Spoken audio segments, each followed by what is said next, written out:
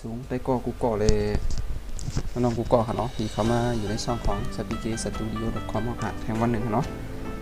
วันนี้เขาเดี๋ยวมาลัดหนีไล่ใช้งานแอปอันหนึ่งค่ะเนาะแอปอันนี้ก็มันเป็นแอปที่ใจเฉพาะสมาร์ทโฟนนะเป็นแอปบนดามือถือได้ตั้งคอมลิงก์หากันค่ะเนาะมันจริงว่าให้มันเข้าหากันนะค่ะเนาะจึงลาในมือหนังเขาค่ะเดี๋ยวใจมือถือค่ะเนาะเรียนเข้าหาในคอมค่ะเนาะเอาค่ะนี่มือหนังอันนี้ค่ะเนาะอันนี้เขาค่ะเดี๋ยวมาลัดนี้ไล่เล่าหลุดมันค่ะเนาะนี่เขาค่ะเดี๋ยวมาลัดนี้ไล่เล่าหลุดมันอันที่เขาใจอยู่ย่ำเยอะเลยค่ะเนาะแอปตัวนี้ค่ะเนาะเขาเดินที่มือถือก่อนนี่ค่ะเนาะนี่ฮะอันนี้เขาค่ะที่เข้ากันในแอปก่อนค่ะเนาะในแอปแล้วก็เขาค่ะเขียนชื่อมันเข้ากันค่ะเนาะชื่อแอปมันว่า Upfever อย่างว่าไม่เลิกอะไอ้ยังเข้ากับหมอนาค่ะเนาะชื่อไปกันชื่อค่ะเนาะเนี่ยหน้าต่างแอปมันก็จะเป็นชื่อไหนค่ะเนาะแต่ก็อันนี้ให้แต่ก็ขอกระดุดมาไว้ในมือถือเนาะแอปตัวนี้สำหรับใครที่ใครสนใจเคยเรียนค่ะเนาะที่เรียนสำหรับวันเดลิงเข้าหาในความค่ะเนาะอันนี้มือหนังเขาค่ะใครต้องต่อสายค่ะเนาะแคสเกมเขาในความเราก็ไล่สุดนึงค่ะเนาะเดี๋ยวกดดันเดี๋ยวมาเย็ดหนีทางไล่มันค่ะเนาะอันไหนมันเดี๋ยวมาลัดหนีไล่เอาแอปมันก่อนค่ะเนาะอันไหนสำหรับ Android ค่ะเนาะที่ใครเย็ดหนีในสำหรับ Android ค่ะเนาะให้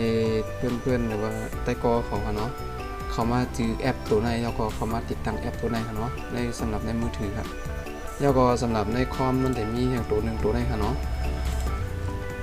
อันนี้มันเป็นสำหรับคอมค่ะตัวไหนค่ะเนาะให้ใต้กอเขาด้วยดีๆค่ะเนาะที่เขามาเยาเนี่ยมันจะมีนาวินโตเนี่ยเนาะหน้าต่างวินโตให้เล่าโดดค่ะเนาะโอ้เขามาในไหนเดี๋ยวคนตาใต้กอเขาทีๆเขามาหานั่นเขาเดี๋ยวลิงก์เว็บไซต์ตัวไหนเขาปล่อยไว้ในคลิปเขาเนาะในวิดีโอของเขาเนาะอันนี้ก็เขาตามแอปที่เขาเฮ็ดนี้นะคะเนาะ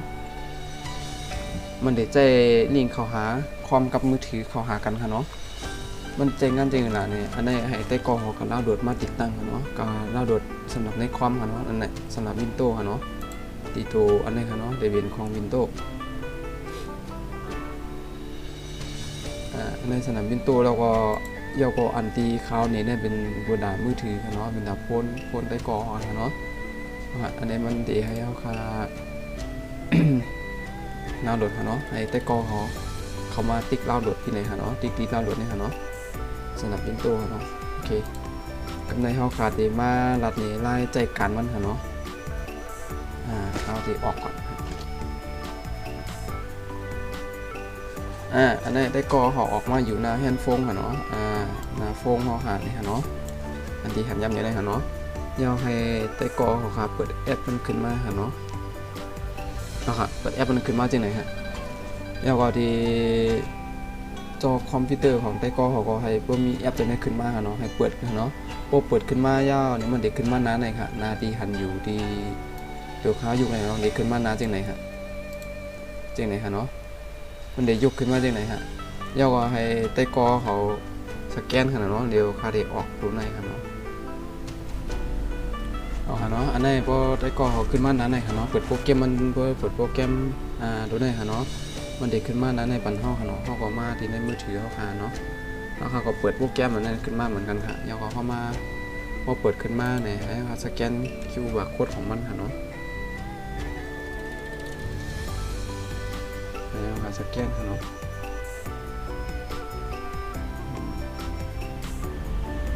อันนั้นก็ได้ก็เขาค้นหาก็อะไรค่ะเนาะมันจะมีการค้นหาขึ้นมาค่ะเนาะแล้วขาเลือกตัวไหนฮะในก็ไล่ค่ะเนาะอันไหนฮะมันโอ้ได้ก็เขาเด้งนั้นขึ้นมาค่ะเนาะการหาตัวไหนขึ้นมาอันไหนได้ก็เขาปวดขึ้นมาค่ะเนาะมันจะมีให้สแกนบาร์โค้ดนั้นก็มันเดี๋ยวให้ขาจิ้มโดยตั้งใจในค่ะเนาะเดนนี่เนาะอันนี้หาตัวดีตัวม้วนๆตั้งใจในค่ะเนาะให้ขาจิ้มดีตัวในฮะนี่โฟมมือถือได้ก็จิ้มตรงนี้พอจิ้มขึ้นมายาวเนี่ยมันเดี๋ยวให้ขาคนมันเดี๋ยวคนหากันสักกำค่ะเนาะพอมันคนหายาวเนี่ยมันเดี๋ยวขึ้นมาหน้าต่างวินโดว์ตรงนี้ฮะ หน้าต่างวินโดว์ตรงไหนฮะเนาะมันเด็กขึ้นมาหน้าต่างวินโดว์ตรงไหนเพราะมันเข้ามาคลิกเข้าที่บนตัววินโดว์ในฮะเนาะเพราะว่ามันขึ้นมาฮะเนาะได้ฮะพอค่ะคลิกเขาย่อเนี่ยมันเด็กเข้ามาหน้าต่างในย่อก็ดีมันเข้าไรคำเดียวค่ะในโมเดลในเข้าไรค่ะบางทีเขาจะได้เนาะในมันก็สำหรับโฟมกับคอมค่ะเนาะระเดียมเลยใจใส่ทางเมียวค่ะทุกท่านเลยใจใส่ทางเมียวค่ะแค่ใจเหมือนว่าสัญญาณดีเข้าคามีนะฮะเนาะเหมือนเข้าคาใจสัญญาณเน็ตก็เลยมีสัญญาณเน็ตนะเนาะเชื่อมเน็ตเข้ามาแล้วก็เปิดแอปขึ้นมาเปิดแอปตรงตัวไหนเนาะแล้วก็มาเปิดแอปในโฟมมือถือค่ะเนาะกดแอป2แอปฮะเปิดแอป2อันในแฮแล้วก็มันมาเตมาค้นหากันฮะเนาะมันได้แฮวค่ะเดือบค้นหาทั้งคอมกับมือถือค่ะเนาะอันนี้เข้าคามาค้นหาตัวไหนแล้วก็มันได้มีหน้าต่างขึ้นวินโดว์ตัวไหนขึ้นมาฮะโอ้หน้าต่างวินโดว์ตัวไหนขึ้นมาเนี่ยมันก็ได้เชื่อมต่อไรขนาดนั้น อันในข้าวในใจตัวนั้นบันทึกไว้อยู่นะโจอะไรมันก็เตรียมก็หันละเอียดเกินเนาะสำหรับได้ก็อะไรที่สนใจ